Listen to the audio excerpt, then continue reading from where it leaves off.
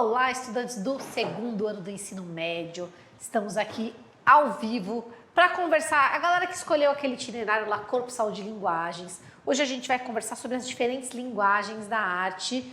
Eu sou a professora Fernanda Borges, professora de arte aqui do Centro de Mídias e não estou sozinha, estou com o professor Jocélio. Tudo bem, Pro? Tudo bem, Pro Fernanda? Olá, estudantes. Sejam todos bem-vindos a mais um momento de troca, de aprender um pouco mais sobre arte, sobre movimento, sobre corpo, sobre a fluidez desses movimentos, né, Pro Fernanda? É isso aí. Hoje a gente trouxe alguns exemplos para fazer, a gente vai bater um papo. Ó, turma, não esquece, no final da aula a gente tem aquela nossa interação.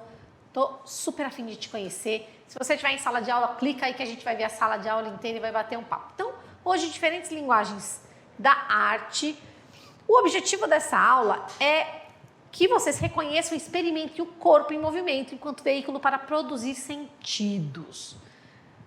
Você já parou para pensar quantas linguagens da arte se apropriam da linguagem do teatro? Você consegue pensar em alguma dessas linguagens? Por que a gente está falando sobre a linguagem do teatro? Porque dentro do teatro a gente tem a dança, dentro da dança tem a performance, que é o que a gente vai acabar fazendo, certo, professor? Exatamente. Quando a gente pega e fala da questão da arte integradora, nós temos aí a possibilidade de conversar com outros tipos de arte, né? Então, o teatro é uma ferramenta potente, né? E que realmente conversa, dialoga diretamente com todas as outras linguagens. Então, o teatro ele trabalha com a dança, ele trabalha com a arte visual e tudo isso acaba percorrendo também o caminho aí da performance, né, Pro Fernanda? E a gente já vai conversando sobre performance, o que a gente pode fazer desde o início do ano, a gente já está conversando. Hoje, a ideia é que a gente conversasse sobre cinema mudo, continuar sempre falando sobre pantomima e a gente vai falar um pouquinho sobre dança e teatro. Para ilustrar isso, eu trouxe um vídeo, a gente assiste, depois a gente volta a conversar.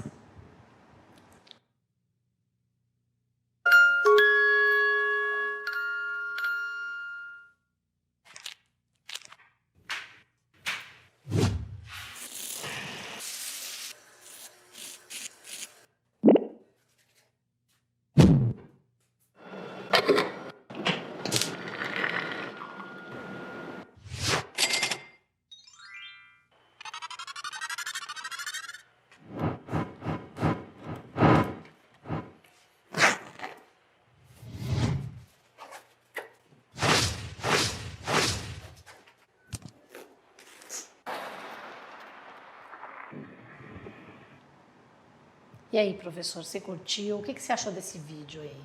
Eu achei uma proposta bem interessante para a gente conversar um pouco sobre o recorte poético. Como que a gente pega ali um momento da nossa vida, um fragmento, como acordar, ou seja, para você sair numa viagem, para trabalhar ou para estudar, né? Então depende muito do seu caminho, você pega esse pequeno recorte e transporta ele para a linguagem do vídeo, automaticamente trabalhando com a performance e também trabalhando com outros elementos visuais, como por exemplo a pantomima, né, Pro Fernanda? É verdade. Então, quando a gente está assistindo os vídeos, vai notando quais são as linguagens que estão inseridas dentro desse vídeo, quais as linguagens que a gente consegue perceber aí. A gente vai assistir mais um e aí a gente volta a conversar.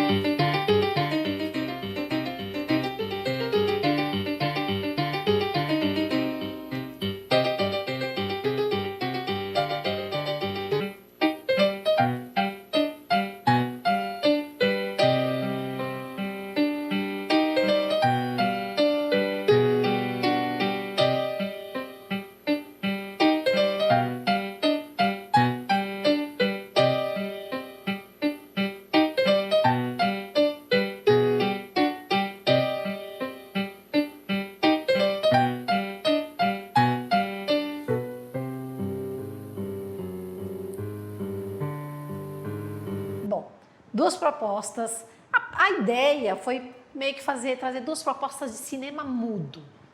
Você acha que a primeira e a segunda. Vamos fazer uma comparação da primeira com a segunda.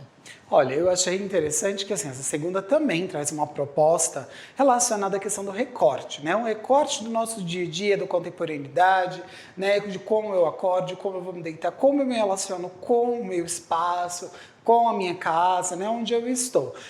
O legal é que eu achei interessante que esse segundo vídeo ele já trouxe uma linguagem, uma estética mais antiga. Ele se relaciona muito mais com uma estética proposta lá pelo cinema mudo. O primeiro eu achei que tem sim um pouco de pantomima sendo trabalhada ali dentro daqueles elementos, mas esse segundo realmente mostrou a cara do cinema mudo, né, pro Fernanda? É porque a ideia hoje é a gente conversar sobre cinema mudo também. Então, eu estava pensando assim, o primeiro vídeo ele é colorido, ele é mais moderno, mas os dois, o primeiro só tem efeito sonoro, o segundo já tem aquela musiquinha que não necessariamente ela é conectada com o que está acontecendo, né? E os dois não têm fala nenhuma, às vezes tem só um lembrete, mas não tem fala, e é o corpo que está dando a ideia, né? Exato. E cada um vai entender a ideia, por exemplo, no final do segundo vídeo, o que será que ela encontra dentro daquele pote? Eu acho que é feijão. Eu acho que é feijão também. Que decepção. Então vamos lá, cinema mudo. Um filme mudo é um filme que não possui a trilha sonora de acompanhamento que corresponde diretamente às imagens exibidas, sendo esse espaço substituído normalmente por músicas ou efeitos sonoros executados no momento da exibição. Nos filmes mudos, para o entretenimento, o diálogo é transmitido através de gestos suaves, mímica, pantomima e letreiro explicativo. Bem mais difícil, aí você tem que estar com o domínio, eu acho que do corpo mesmo, da pantomima, por isso que a gente está reforçando tanto isso aqui, para poder passar a ideia. Por exemplo, eu vou de novo no segundo vídeo, porque ela é bem expressiva, né? Então, no primeiro ela está sonhando, aí ela encontra sorvete, ai, que gostoso. Na segunda vez que ela vai lá, ela já faz aquela cara de triste, né? Pra gente supor que não era sorvete que ela encontrou, né? O legal é que ela realmente traz uma linguagem direta com o cinema mudo, né? Porque a música, a trilha sonora, ela acaba sendo mais alegórica, né? Então ela está ali, ela traz um momento mais contraído com a musicalidade, porém o que importa é a gestualidade. Então ela não existe essa conexão, como a própria Prof. Fernanda trouxe aqui com as perguntas norteadoras de vocês, direta com o que está acontecendo com a cena. Ela está ali, ela está dialogando, mas não diretamente, ela está como um elemento ali cênico para construir uma alegoria, né? Diferente do que a gente vê na contemporaneidade, nas performances onde a música ela está muito ligada com a intencionalidade que o diretor, a artista ou a produção trouxe naquele momento, né? Claro que assim, se a gente for pensar, por exemplo, se eu quisesse construir um vídeo agora de cinema mudo, eu faria essa mesma escolha. Ela é intencional, porém não está dialogando com a minha raiva, com a alegria que eu estou sentindo durante a narrativa.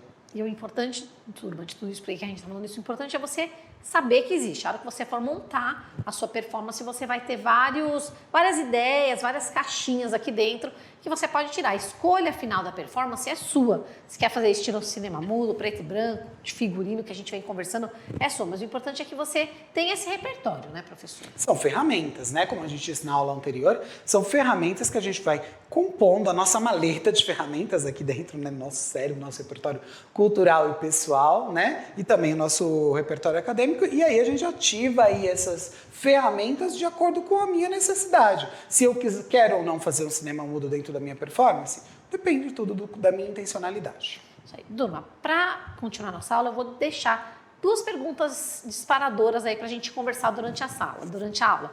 Observando um dos vídeos de cinema mudo que a gente acabou de assistir, é possível afirmar que os movimentos pantomímicos são capazes de gerar sentidos? Ou seja, será que esses movimentos, a gente consegue entender através dos movimentos pantomímicos o que o artista quis dizer ou não? Não dá para entender nada. Então, é importante, será? Não é?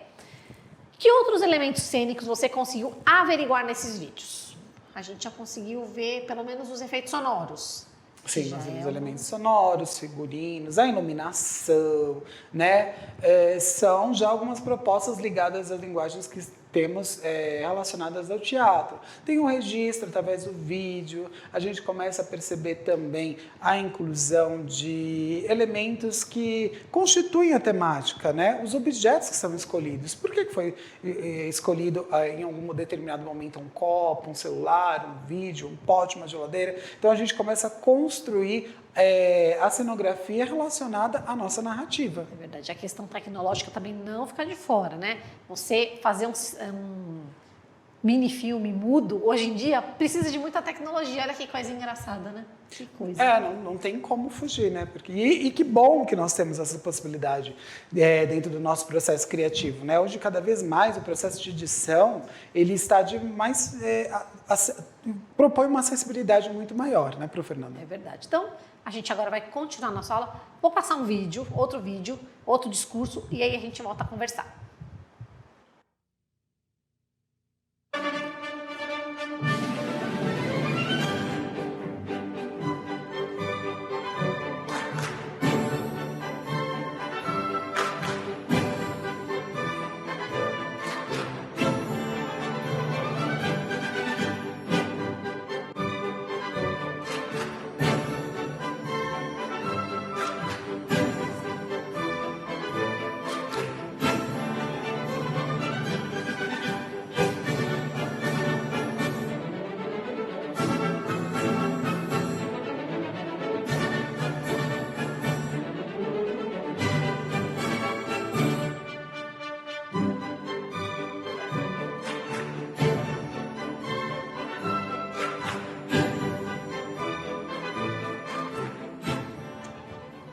Tá aí um pedacinho de um balé de repertório, balé de ação, Don Quixote. Balé, a gente pensa em balé, aquela coisa clássica, os bailarinos assim com a feição super séria. E por que eu trouxe o balé de ação, balé de repertório, que é o que a gente tinha que estudar hoje, balé de ação e cinema mudo? Porque no balé de ação, balé de repertório, já muda, o figurino já muda, vocês podem perceber como a expressão dos bailarinos já muda, eles usam muito a pantomima, né, professor? Muito, né? E a expressão facial é latente, eu disse, né, até a gente comentou um pouquinho antes, que a expressão facial ela é mais despojada, né? Ela é mais engraçada, é mais gostosa e suave dentro do balé de ação. E a movimentação, a expressão corporal, é lógico, dentro dos processos criativos, né? Também dos cânones envolvidos aí com os movimentos do balé, mas também nós temos essa vertente, e é uma coisa bem latina, né? Essa expressão corporal.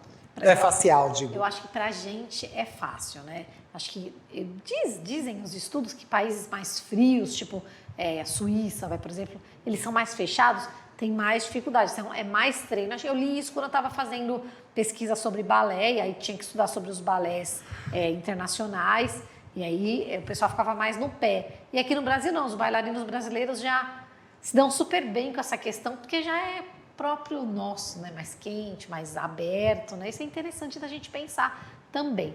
Trouxe mais outro balé de repertório, que é o Branca de Neve. Agora eu quero que vocês prestem atenção mesmo na pantomima dos bailarinos, nos gestos deles, pra gente já começar a estudar como que a gente pode pensar na nossa performance.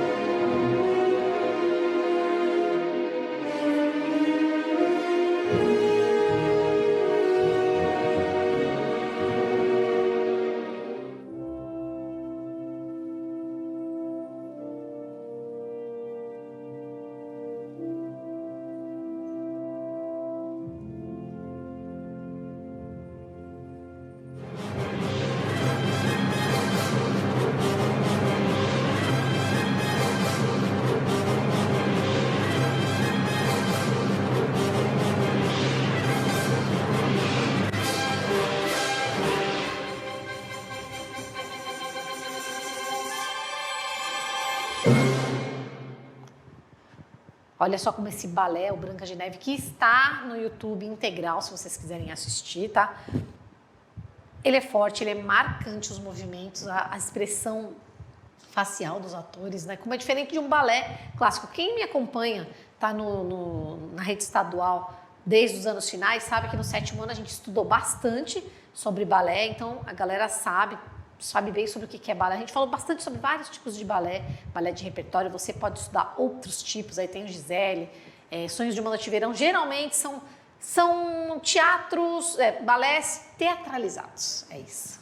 É muito bacana, né? Que realmente que ali já mantém aquela intenção mais forte, uma ligação intensa com os sentimentos, as sensações, trabalhadas com os clássicos aí dos cânones do balé, mas também de uma forma mais direcionada, eu acho que séria, não sei se eu posso dizer essa palavra séria com relação a isso, né? Diferente do outro vídeo, que é um pouco mais alegórico, mais despojado, mas você vê que a excelência dos movimentos, ela é muito bem executada em ambos os espetáculos, né, pro Fernando? Balé.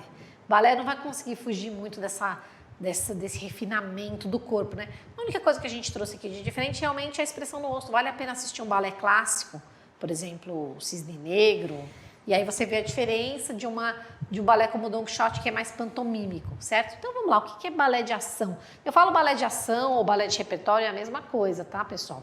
Então a ideia do balé de ação era trazer a expressividade à dança através da pantomima, utilizando mãos, braços e gestos faciais para sensibilizar e emocionar com mais clareza e força. Então quando o balé de repertório, o balé de ação, ele surgiu, os bailarinos foram incentivados a irem às ruas buscar inspiração no povo, no convívio do dia a dia da rua, nos mercados, nas oficinas e não copiar os gestos da nobreza, que eram muito contidos, eram muito clássicos, né? Então, quando eles foram às ruas, eles se aproximavam mais da interpretação de ideias da realidade. Então, o balé de ação é um conjunto de coreografias querendo contar uma história. Por isso que eu falei que esse balé é mais próximo de um teatro. E hoje a ideia da aula era que a gente estudasse um pouquinho sobre o balé de ação e um pouquinho sobre o cinema mudo, e os dois, enfim, convergindo, falando sobre a pantomima. Muito bem, muito bacana. Adorei saber um pouquinho mais, né, Pro? Certo. E a gente tem aí agora, daqui a pouco, um momento de interação, não é isso? É verdade, eu espero que o pessoal entre para conversar com a gente aqui, contar se está gostando, se curtiu. Se já tinha assistido balé, você já foi a algum balé, professor? Já, algumas vezes, né? Algumas vezes tive a oportunidade de estar imerso dentro desse momento aí cultural. Eu acho mágico, uma excelência, a execução dos movimentos são precisos, né? Você não identifica um erro realmente, ou se ocorreu, ele é tão bem trabalhado e desenvolvido que a gente não tem como identificar. Então, é uma precisão realmente da linguagem corporal sendo executada aos seus limites, né? Aos seus extremos, é muito bacana.